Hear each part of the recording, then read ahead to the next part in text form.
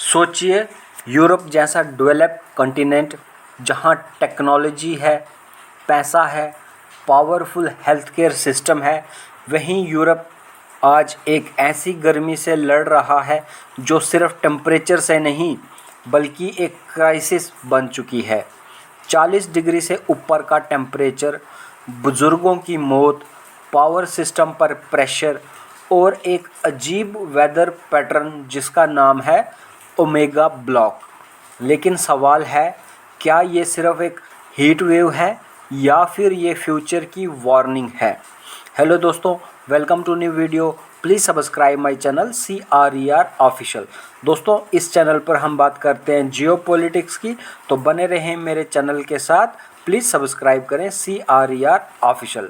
दोस्तों, heat wave जब गर्मी बन गई मौत का तूफान और ओमेगा क्राइसिस एक्सप्लेन करूंगा मैं इस वीडियो में। सबसे पहले हम समझते हैं यूरोप में क्या हो रहा है।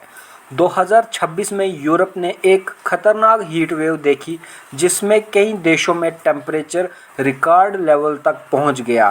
फ्रांस, जर्मनी, स्पेन और सेंट्रल यूरोप के कई एरियाज एक्सट्रीम हीट की चपेट में आए हैं।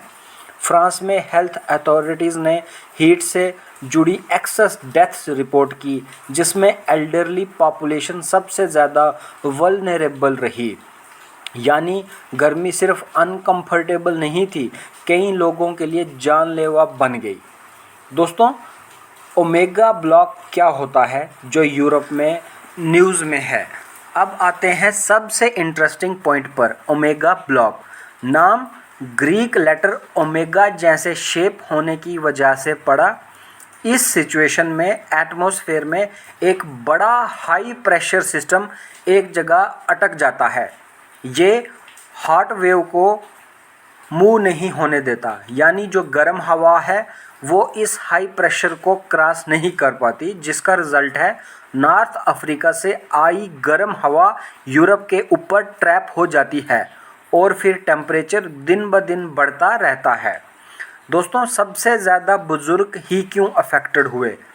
हीट वेव का सबसे बड़ा अफेक्ट होता है एल्डरली लोगों पर, क्योंकि एज बढ़ने के साथ बॉडी टेम्परेचर रेगुलेट करने की एबिलिटी कम हो जाती है।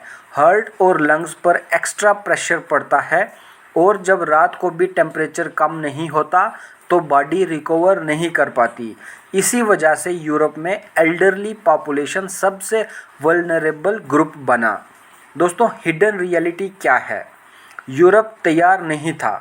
यूरोप को अक्सर एडवांस्ड कॉन्टिनेंट माना जाता है, लेकिन एक्सट्रीम हीट के लिए कई बिल्डिंग्स, होम्स और इंफ्रास्ट्रक्चर ट्रेडिशनली डिज़ाइन नहीं किए गए थे।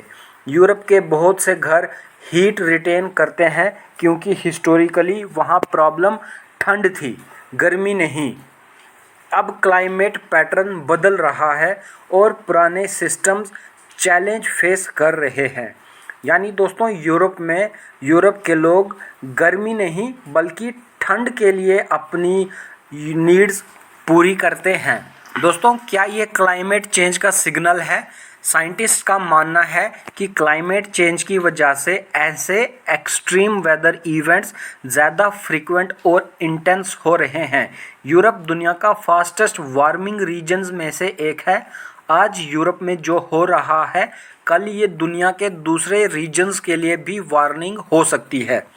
दोस्तों, ग्लोबल इम्पैक्ट क्या है? हीट वेव का इम्पैक्ट सिर्फ हेल्थ तक लिमिटेड नहीं है।